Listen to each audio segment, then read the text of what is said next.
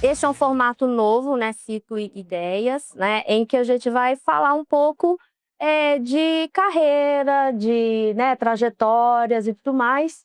Então, o que eu escolhi, conversando com a Isabel, foi, assim, um momento da minha carreira que eu deixei de ser uma executiva que trazia eficiência operacional para uma executiva que era comercial e que tinha que gerar negócio, sabe. Então foi uma transformação de carreira grande para mim. Falando um pouquinho de carreira, eu passei 26 anos na Accenture, tá? Eu entrei como estagiária, eram 300 pessoas. Eu saí como Managing Director, tinha 10.000 pessoas, né? Então, lá eu trabalhei com supply chain, bens de consumo e varejo, tá? E foi, assim, uma trajetória maravilhosa. Já saí da Accenture faz 10 anos, eu estou na indústria, tá? Isso aí é outro ciclo de ideias, tá? Depois eu conto os outros 10 anos. Mas durante essa minha trajetória, eu posso falar que teve 3 grandes momentos, tá? Um primeiro momento foi quando eu fui para supply chain, porque quando eu entrei na Accenture, eu entrei codificando, né? Eu era boa, lógico, então quanto melhor você faz o negócio, mais eles te jogam aquelas coisas para fazer. Então eu já programava em COBOL, fazia um monte de coisa, eu era uma analista que tinha analistas e tal. Estava no maior projeto da Accenture na época, e eu estava infeliz, né? Aí eles venderam um segundo projeto. Não, quem vai para lá? Ana Lin, né? Que resolve tudo que é encrenca, vai para lá. Eu estava muito infeliz, eu era engenheira de produção, queria ir para operação. Aí eu fui falar com o que foi presidente da Accenture por 13 anos, era na época meu chefe. Eu falei, não quero ir para lá. E foi uma conversa muito difícil, porque ele queria que eu fosse para lá e provavelmente eu teria uma promoção muito mais rápida. E eu cheguei para ele e falei assim, eu não vou. Se você não me colocar nesse projeto, eu vou pedir demissão. Mente, eu tinha 2, 3 anos, né, completamente inconsequente. Mas eu olho para trás e falo assim, eu fiz o que o meu coração mandou na época, né? E aí eu fui. E tô aí, 25, 30 anos em supply chain, não saí mais de supply chain. Então foi uma decisão super importante na minha vida ir lá com o presidente da Accenture e falar isso, tá? Segundo momento importante foi quando eu fui buscar minha promoção a Managing Director, né? Então, mulheres que estão aqui, a gente acha que a gente fizer o nosso trabalho direitinho, uma força divina vai vir e vai falar, não, você merece ser Managing Director. E não, você pode estar fazendo tudo certo, que é uma equipe, você tem que fazer tudo certo. Tem que entregar projeto, tem que desenvolver equipe, tem que fazer tudo. Mas você tem que se articular para sua promoção. E ninguém te conta isso, né? Eu tive um anjinho da guarda, que foi outra mulher, que falou contra mim. E aí, como é que está o desenvolvimento da sua carreira? E, assim, tá tudo bem. Não tá bem.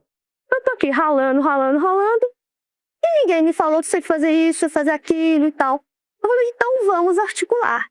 Então a gente tem que articular, a gente tem que se pedir, a gente falar que tem que falar que quer, né? Então foi um aprendizado muito grande. Mas aí você vai lá, você é promovida, né, de indirect, nome chique, viaja de business, aquela coisa toda, né? Consultoria tem muito glamour nisso. Você quer ter carreira em sócio ou managing director, tem que ser vendedor. Aí, como assim, vendedor? Então, é uma transformação que você tem que passar. E que eu não sabia, ninguém me avisou, né? Mas você tem que passar. Então, a Accenture tem muito treinamento nisso. Você aprende a fazer account plan, você aprende a fazer gestão de pipeline, gestão de negociação, que você está sempre na mesa do cliente fazendo negociação e tudo isso. Mas tem algumas coisas que você tem que aprender a lidar com o executivo que está do outro lado. Você é um vendedor que tem que saber que tem um executivo do outro lado, que tem seus problemas, seus desafios, ele tem um monte de desafio no ambiente que ele vive e você tem que entender ele, né? Então, esses são os grandes aprendizados, porque se você tem um executivo que é analítico, você tem que estabelecer uma comunicação com ele, para que você estabeleça uma conexão, para que você consiga gerar negócio com ele. Então, esse executivo que é mais analítico, você chega lá com um PowerPoint de 200 páginas, milhões de detalhes, não pode ter nenhum número errado, porque senão aí ele já perde a confiança em você. Então, é um tipo de atitude, um tipo de canal de comunicação. Você quer um executivo que quer grandes ideias, quer fazer a transformação na empresa dele. É outro, você tem que vir com resultado, você tem que vir com um outro approach para ele, né? E tem até um executivo tímido, que é quietinho. Você tem que conquistar ele. Você tem que tomar cuidado para não expô-lo. Ele odeia tomar decisão em público. Então, o que me trouxe essa parte de fazer a parte comercial foi entender a pessoa que está do outro lado. Entender o estilo dele, estabelecer uma conexão. Isso para mim foi muito, não aprendi de uma hora para outra, né? Você vai estabelecendo, vai ficando natural e você vai estabelecendo as conexões. Networking, por exemplo. Como é que faz networking? Né? Cara de pau. Você vai lá, pega no cara, você pede um café, você pede o CC, você pede o contato. Gente, para mim era horrível fazer isso, porque eu sou oriental, né? Eu não tenho esse negócio de ir lá. Não, vai, vamos tomar um café, tem que se aprender a fazer isso.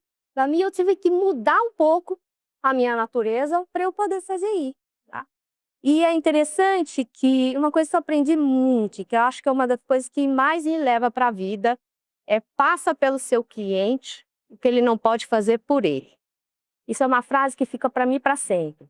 Vou dar um exemplo bem esdrúxulo, mas vocês vão entender o que eu quero dizer.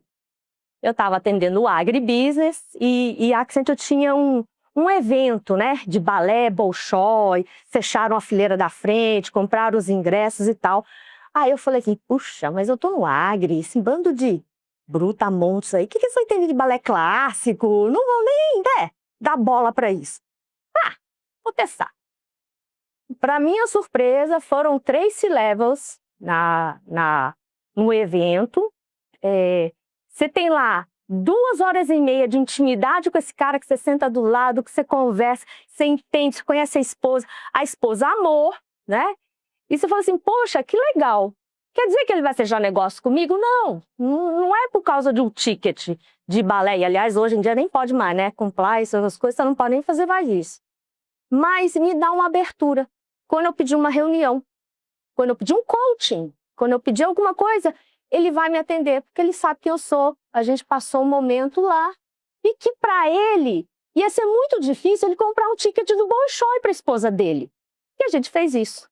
Então faça pelo seu cliente o que ele não pode fazer por ele. E eu dou um exemplo, vamos dizer, mais de entertainment. Você pode fazer outras coisas. Dar um material que ele não vai ter, fornecer uma pesquisa que ele não quer, sabe? Apresentar alguém que ele gostaria de conhecer. Então você tem que tentar entender a pessoa e fazer coisas por ela que ela não faria sozinha, tá? Então esse foi um dos aprendizados muito legais que eu tive.